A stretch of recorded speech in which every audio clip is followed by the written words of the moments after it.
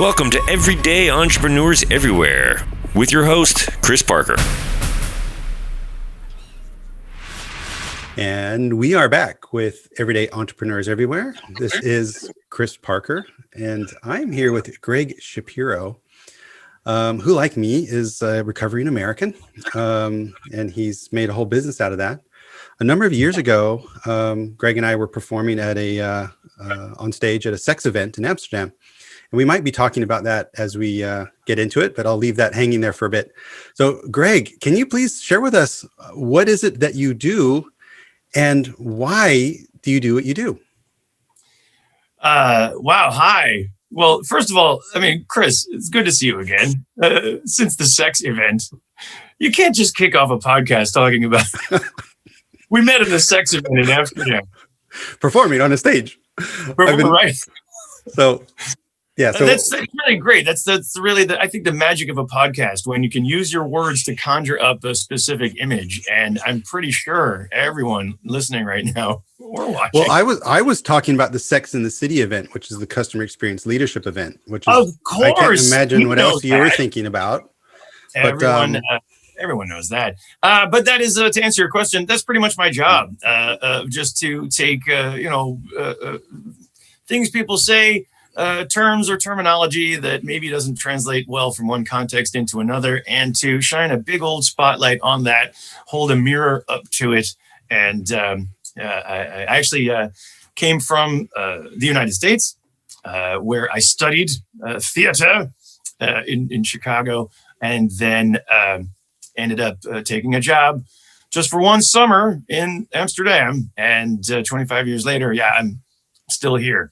Now being a comedian and communications expert in the Netherlands. Came for work, stayed for love, and I was working with Boom Chicago Theater originally. I still work with them on an entrepreneur basis. And and then the reason that we got in touch recently was about, this is my new book. So The American Netherlander, 25 Years of Expat Tales. And that's what I'm hawking today. Outstanding. And that's not your first book either, because I think it's How to Be Dutch is How to Be Orange. And, that's right. And a number of years ago, I bought a whole slew of those and sent those to my family back in the States as gifts. So it's an invitation for everyone here in the Netherlands. If you're looking for gifts for your U.S. based family, then some of these books are hilarious and give a nice different angle into the whole Dutchman experience. So yeah, sure. And you told the first part of the story that you sent a bunch of these. Thank you very much for doing that. But the other part of the story, were they well received? Well, I do remember my sister in San Francisco. We did have conversations afterwards. So I think, well, something I do is I abuse culture a bit, meaning my Christmas boxes I send home to the States are all based on Sinterklaas, because of course that comes a couple of weeks beforehand. So I get the chocolate letters and the Zwarte Piet stuff to throw it in there to freak them out. So they get boxes of chocolates and black people and stuff.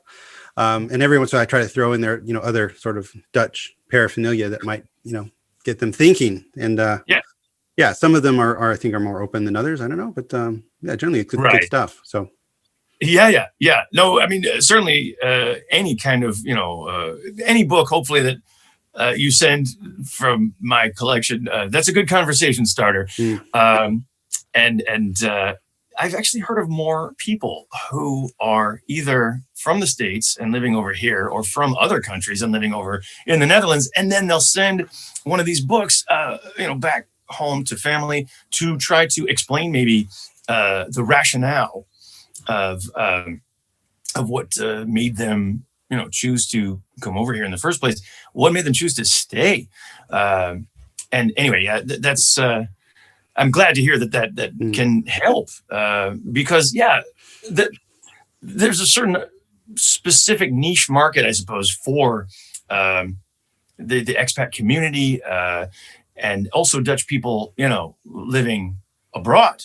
Certainly Dutch people living in the United States, they love this topic of, Dutch culture for export. Some of it's ready for export, some not so much. Like, the blackface character for the Dutch Santa Claus. But that's a whole separate topic. I'll get back to. Put a pin in that, Chris. But yeah, the great news is that it's fun to read a book like Stuff Dutch People Like, or The Undutchables was like the first ever book on the topic, of Dutch culture. Let's hold up a mirror. But that was written by a British couple, and they basically slagged off, a lot of Dutch culture, and then they moved back. I'll make some fun of the culture, but in the end, I think I really do appreciate Dutch culture, and there's a reason that I chose to stay here. So I'm really happy with the way the book came out. I absolutely love it. It's also raising children. I've never raised children in the States, but I can imagine I'm much more comfortable doing it here. Also came from work, also stayed for love. Can't say I stayed for the weather, coming from Southern California. That was not really an improvement, but great. Coming back to the original question, you went to theater, school in Chicago, and over here you're, in communications and comedy. Why? What is it that drove you in that direction? Well, now let's see. To be specific, I studied at Northwestern University, and they have a theater school there. But with this unique program, half of my coursework was outside the theater school, the whole School of Speech, and so I got a little bit of everything from creative writing to genetics to sociology, art history. So I really enjoyed that, and I ended up graduating with. Not an arts degree, but a Bachelor of Science in Speech and Communication. So anyway, I feel like that's more applicable for a lot of, performing and performing in different situations, different contexts. So I originally came over here, with some friends of mine from university and from high school, actually, who set up this theater called Boom Chicago, and they're still over here. We all kind of migrated as this mini society, and then pretty soon we, in the mid '90s, we started performing for corporate events, which you think of as like the most boring vanilla kind of situation, but in theory, if a company can hire someone in to make the jokes about the boss that the employees can't necessarily make, and then that's potentially quite a powerful, message or powerful tool, and it's a powerful position for someone like me to be in. But that's where the whole speech and communication comes in as well. So yeah, just today I was doing some tailored material for Nationale Nederlanden, and before that for Philips, and so that's a lot of, actually, that's kind of the big money maker, I suppose, of what I do in the Netherlands. Yeah, and for the American audience who just know Philips as light bulbs, Philips is I think one of the largest, if not the largest, medical equipment provider in the world. They're for sure ginormous, and Nationale Nederlanden is a ginormous insurance company.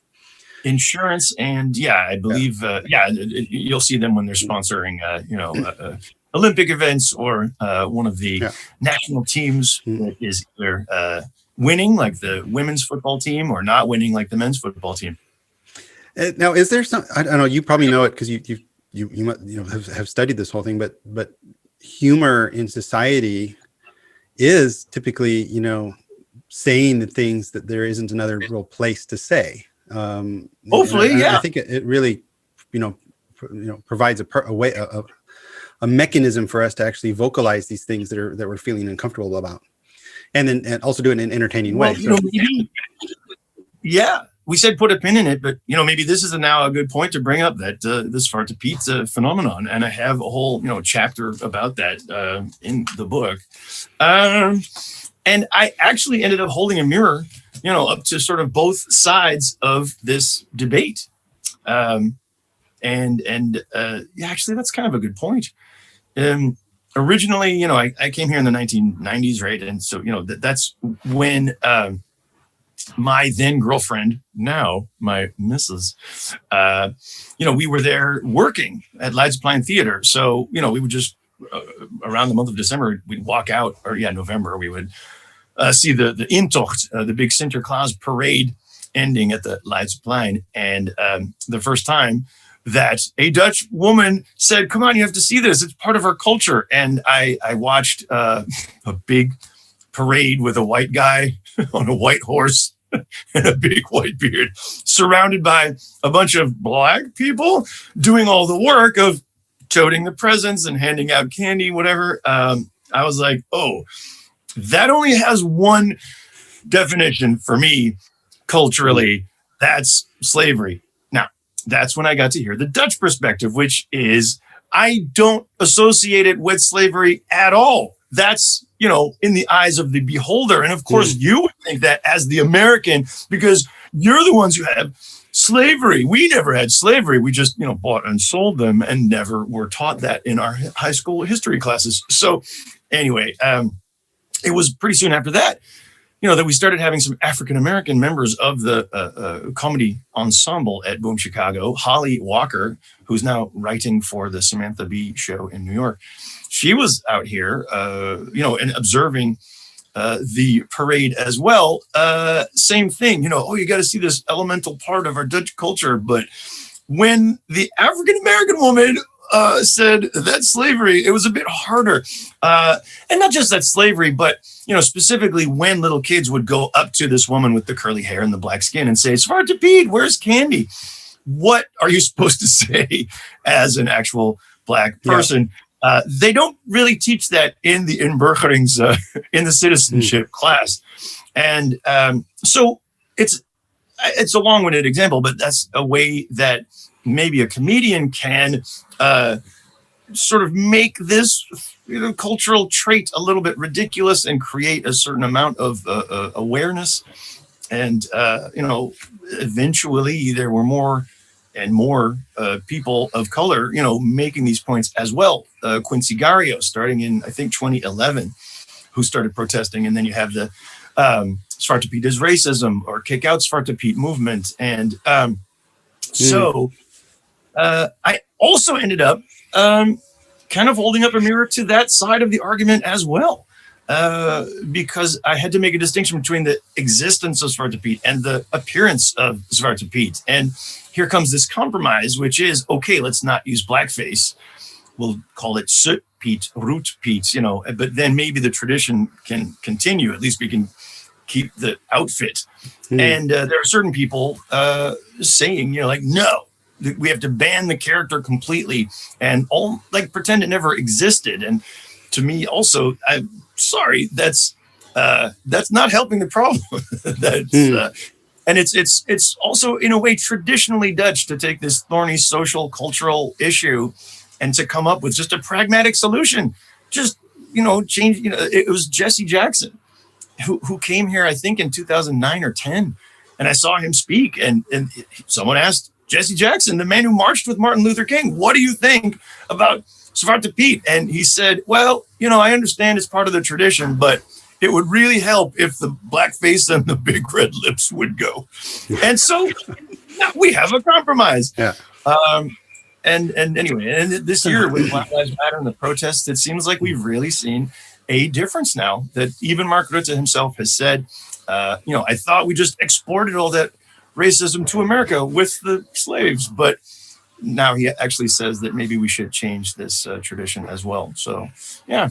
For me, also being a foreigner here, although now embarked and passported and things.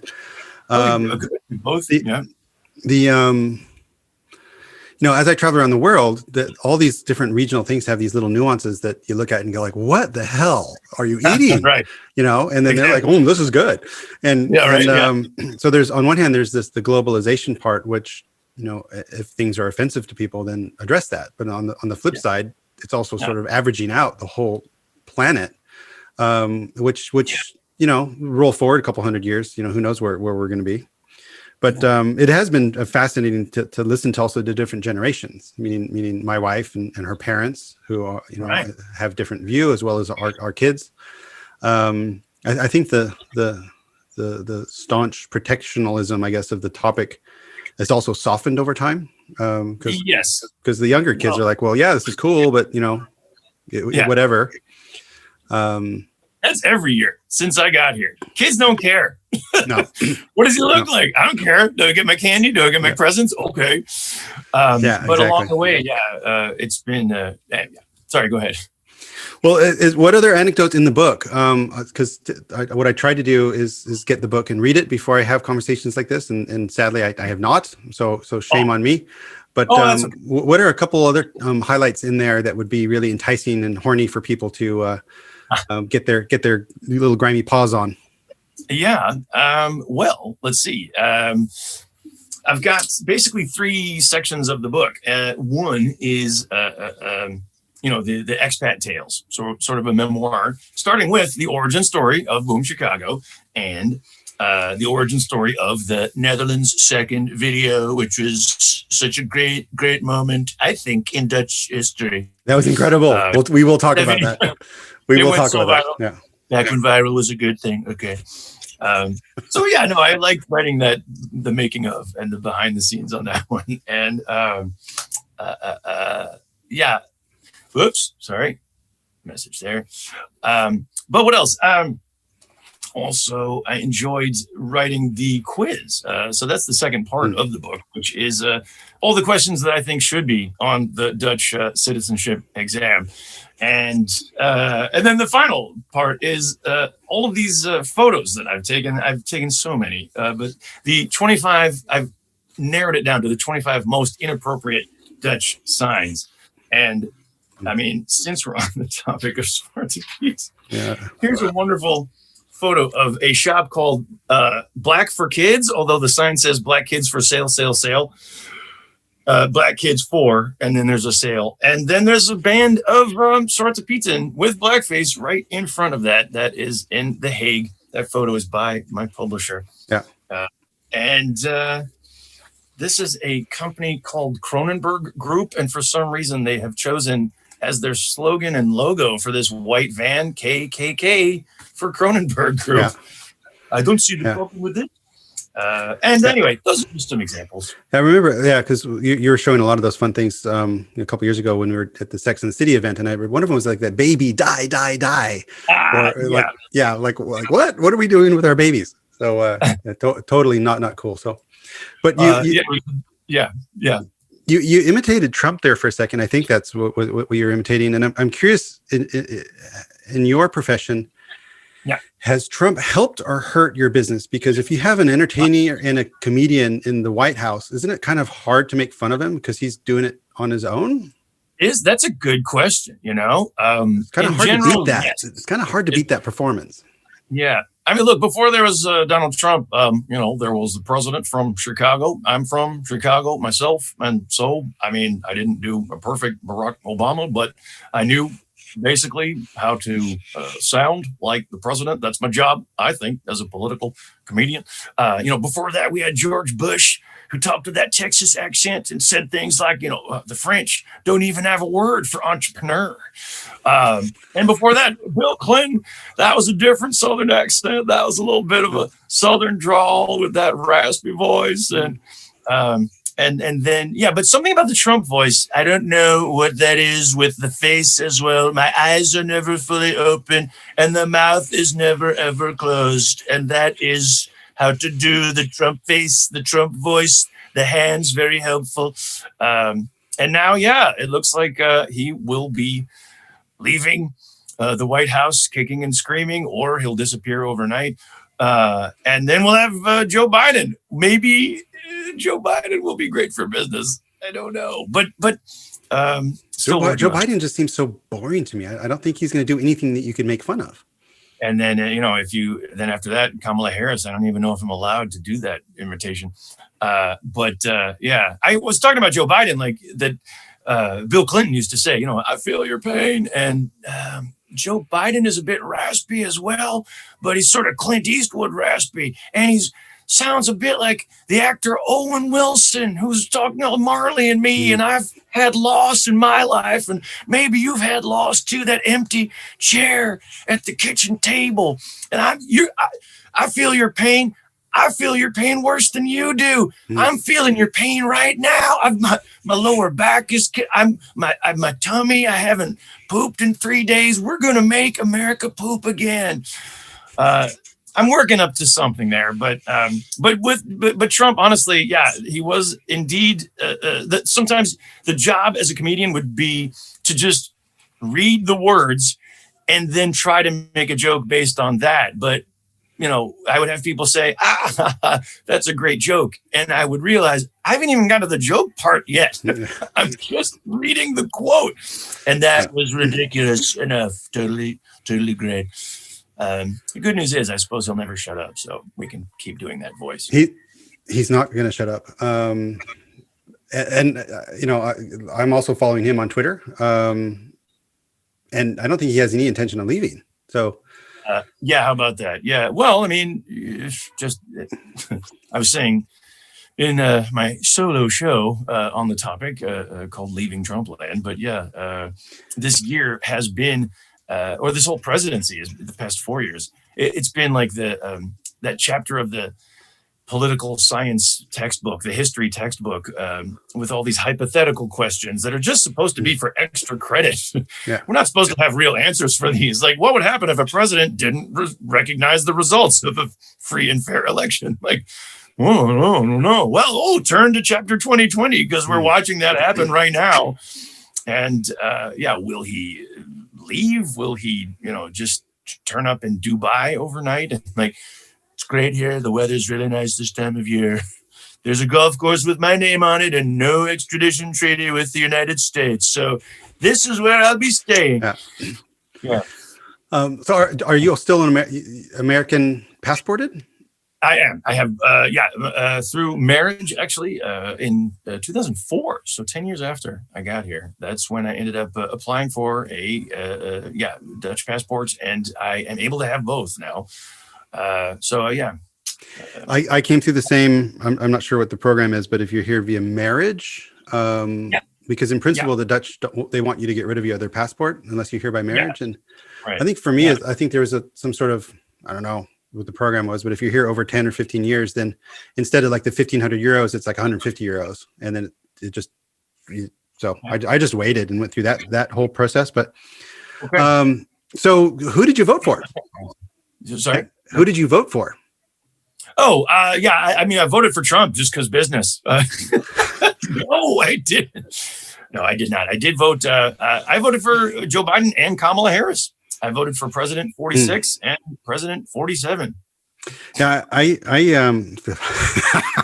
We'll probably get Kamala after like 2 years. What do you think? I think an excellent strategy would be if we had her by 1 week. So if he just won and then said, I'm just feeling tired, so I'm not fit, and there we go. And then the Democrats have got their first woman president. I think that would be master play there. But no, on my side, I got my absentee vote or my ballot by mail and struggled with it, and I decided not to vote because for me, neither was a conscionable option for me because Biden, while being quite mellow,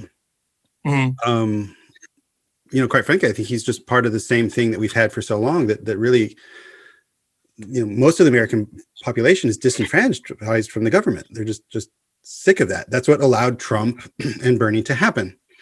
And so I was just not in love with this whole Biden character. Didn't hate him either. Okay. You're not going to say that you thought he was a pedophile or QAnon is going to come with the full truth? No. Well, that all might be true. No, that wasn't much of an influence.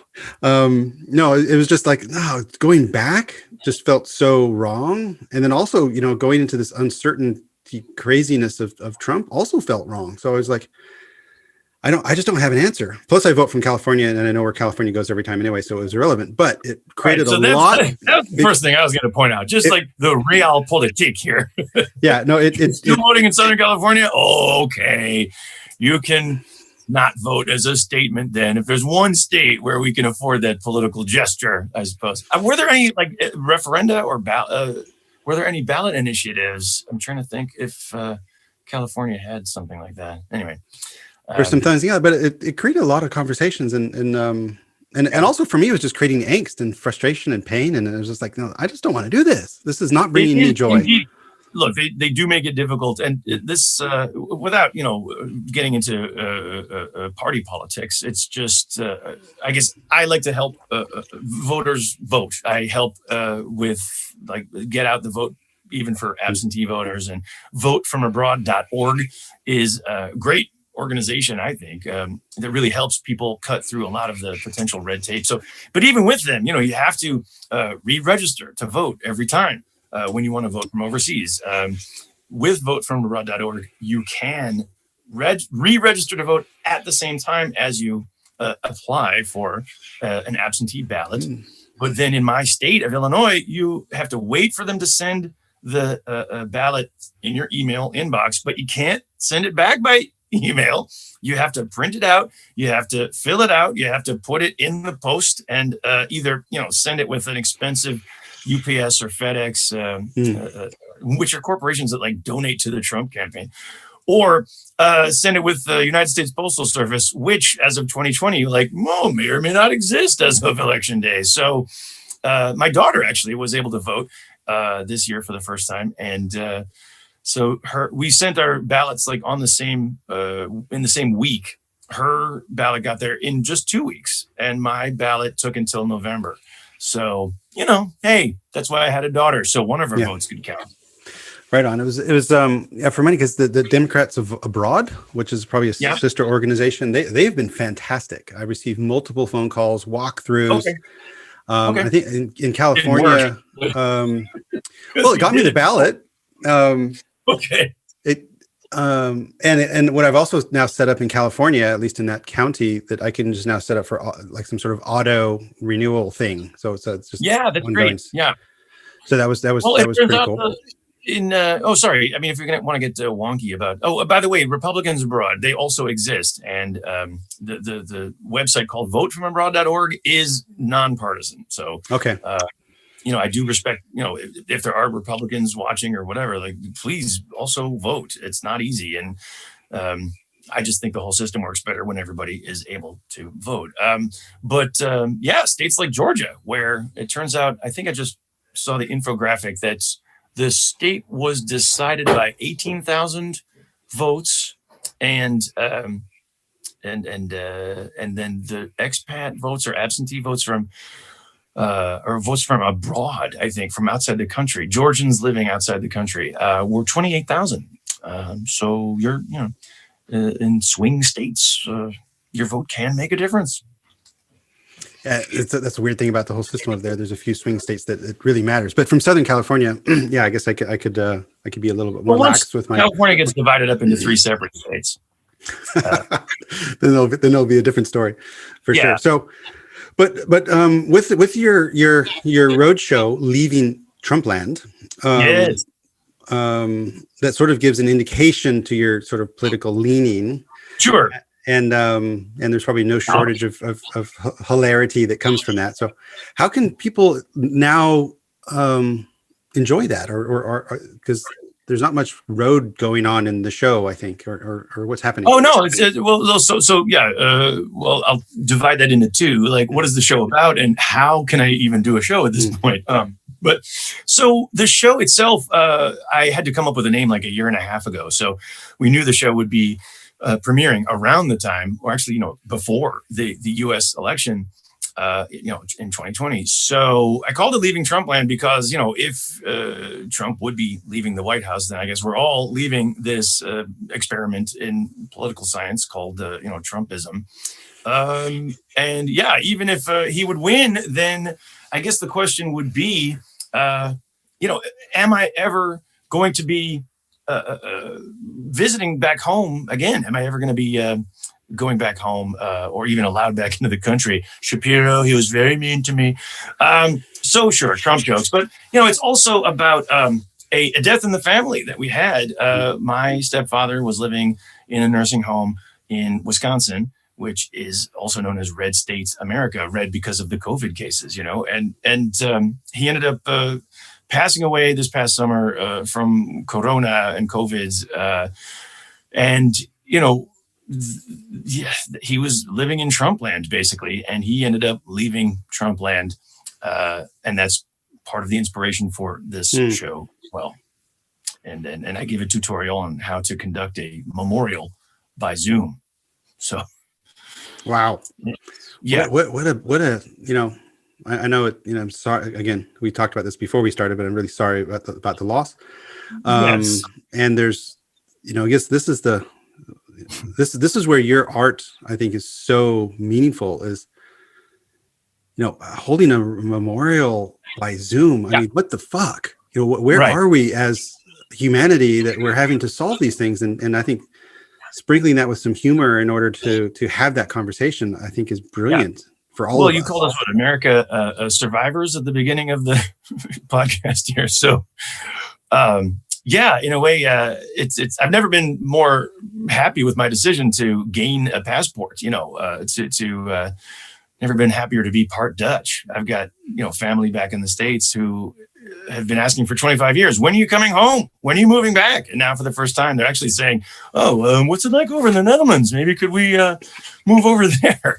And so that's also part of the show as well. But you also asked how to do the show. Yeah. And at the moment, I'm able to perform for an audience of 30 people max. And so that's why the evening, an evening's entertainment at this point is just 1 hour, so that you can do a 7:00 show and a 9:00 show.